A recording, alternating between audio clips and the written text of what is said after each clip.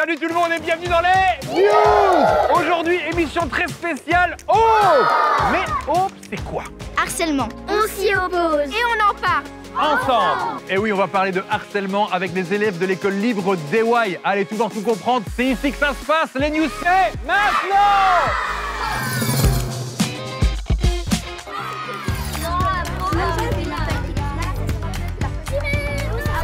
Le signe de l'opération Aube, c'est ça, 4 points dessinés sur la main en signe d'engagement contre le harcèlement et le cyberharcèlement à l'école. C'est une opération donc de la RTBF qui se déroule du 4 au 15 novembre. Alors dans cette école, on s'est déjà engagé depuis 1 an contre le harcèlement. Et il y a plein de projets qui sont mis en place rien que dans cette classe ici. Regardez par exemple, il y a tout un jeu qui est mis en place. Soline, tu m'expliques un peu comment ça marche, je vois qu'il y a différentes couleurs. La carte grise, c'est pour la peur. La carte rouge, c'est pour la colère. Puis on choisit une émotion. Puis on se met en cercle. Et tous ensemble, on retourne notre carte. Et après, ceux qui ont des émotions négatives expliquent pourquoi et on essaie de trouver des solutions. Ah oui, donc c'est pas un jeu, c'est un cercle des émotions, c'est un conseil de classe en fait. Hein. Oui. Souvent avec la tristesse, c'est quand les gens laissent les enfants tout seuls ou ils n'ont pas d'amis pour jouer, on les rejette. Ah oui, donc là vous parlez d'un truc important, vous venez de parler de rejet. Qu'est-ce qui se passe quand vous avez quelqu'un qui parle de ça, qui a vécu le fait d'être rejeté? Eh ben, il y a souvent qu'ils essayent de s'améliorer. Qui doit s'améliorer? Les personnes qui ont rejeté les autres. Et ils se rendent compte alors en entendant la personne qui est si on triste? le répète plusieurs fois, je pense qu'ils vont s'en rendre compte. Et on le voit parce que chaque fois après les conseils de classe, on voit qu'il y a moins de bleu et de rouge. Le problème, c'est qu'il y a des fois personne, ils s'en foutent du truc et ils respectent pas. Et aussi, on peut pas nommer en plus. Et on peut pas dire leur prénom. D'accord. C'est important de parler régulièrement en fait. C'est ça la leçon de tout ça, non?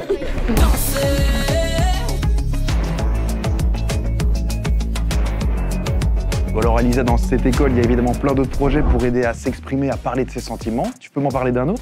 Il y a une prof, Madame Angel, qui va dans la salle des profs et chacun son tour, un enfant peut aller lui parler de ses problèmes à l'école. Tu peux t'exprimer, tu peux parler de ce problème au lieu de le garder pour toi. Des fois, c'est plus facile de le dire que de le garder pour toi.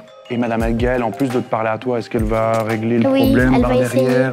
Donc tous les mardis midi dans le réfectoire, ils peuvent venir me trouver pour exprimer leurs émotions et moi je suis là pour essayer de les rassurer. Et après je discute avec mes collègues et on essaie de résoudre les problèmes des petits bouts et de trouver des solutions pour que ça se passe mieux.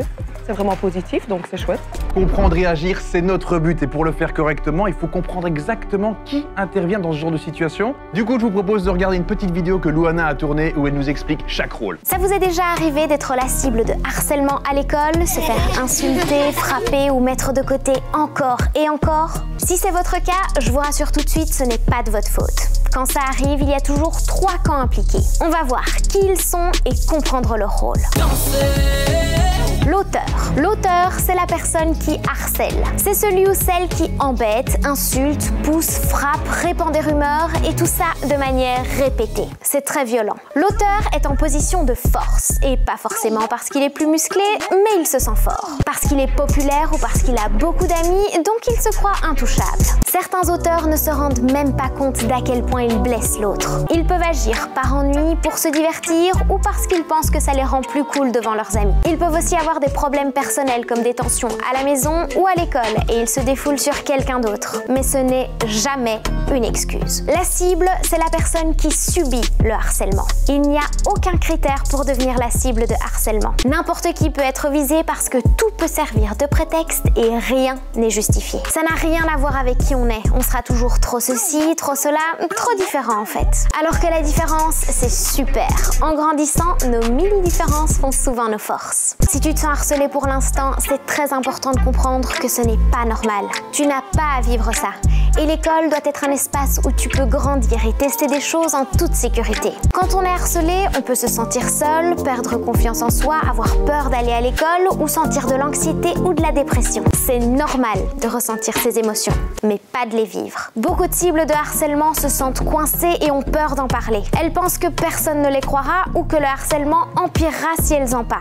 Mais c'est important pour briser le cercle du harcèlement. En parler à quelqu'un de confiance. Que ce soit un professeur, un parent ou un ami.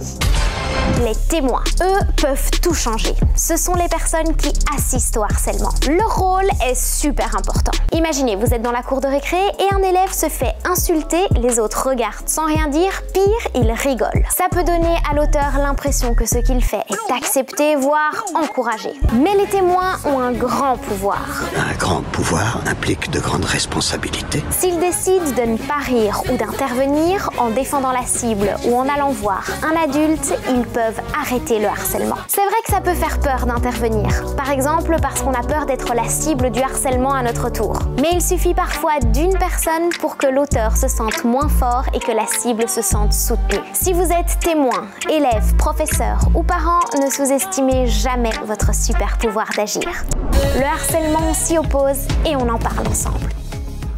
Donc toi, les témoins, tu as un peu plus clarifié ça, c'est des choses qui font écho en toi, des situations que vous avez pu vivre Bah oui, parce que c'est un peu eux qui vont tout changer. Qu'est-ce qu'ils peuvent faire, les témoins? Bah, soit ils empirent les choses, ils se moquent, ils rigolent, ils continuent, ils les encouragent. Ou alors ils vont le dire aux profs et ils arrangent tout. Moi, quand j'étais nouvelle ici, je suis venue ici l'année passée. Ben, ça allait au début, mais après, elles ont commencé à me rejeter. Mais maintenant, ça va mieux vu que j'en ai en parlé à des profs. Comment tu te sentais dans cette période-là? Je me sentais misérable. Je me sentais comme si je n'existais pas. Si je serais témoin d'un harcèlement, j'irais tout de suite le dire à monsieur au lieu de rigoler des autres et se moquer. T'as déjà occupé un de ces rôles, que ce soit témoin ou un autre Il y a 2 ans, j'étais un témoin. Il y avait toute une classe qui harcelait une personne. Et on s'opposait un peu, mais le problème c'était que c'était toute une classe et du coup, ils n'arrêtaient pas. Quand tu penses à ça, quand tu repenses à ça, t'aimerais bien quoi? Que ça n'ait pas lieu. Parce que la personne se sentait vraiment mal et était tout le temps négligée. Et on lui disait des trucs méchants. J'aurais pas du tout voulu être la victime. Qu'est-ce que tu penses que tu vas faire à l'avenir si tu es face à une scène de harcèlement? Soit de prévenir un adulte ou bien dire d'arrêter. Elliot, quand tu as vu cette vidéo, ça t'a rappelé des choses? Ça t'a rappelé des mauvais souvenirs? J'ai été victime. C'était pas vraiment toute une classe, mais c'était presque tous les garçons. Je me retrouvais quasi chaque récré sur le bord où j'avais personne. Et on a été consulter madame du PMS. J'ai été consulter mes parents, j'ai essayé de tout faire. La plupart m'ont cru, mais les amis, c'est pas vraiment eux qui m'ont cru. Exemple, Johan, lui, il m'a cru. Je trouve ça quand même, c'est pas au moins une personne qui me croit. Comment est-ce qu'on se sent quand on est comme ça, dans cette situation-là? Mal.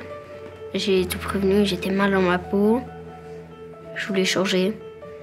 Je suis quand même fière des gens qui me croient. Ça fait du bien de se dire qu'on n'est pas tout seul aussi. Oui.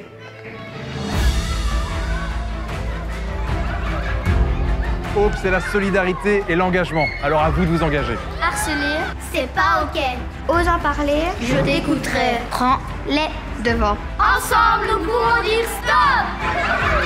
Hope, c'est une opération collective. On a besoin de tout le monde, alors inscrivez votre école pour la plus grande chaîne humaine du monde. Ça se passe sur rtbf.be/Hope.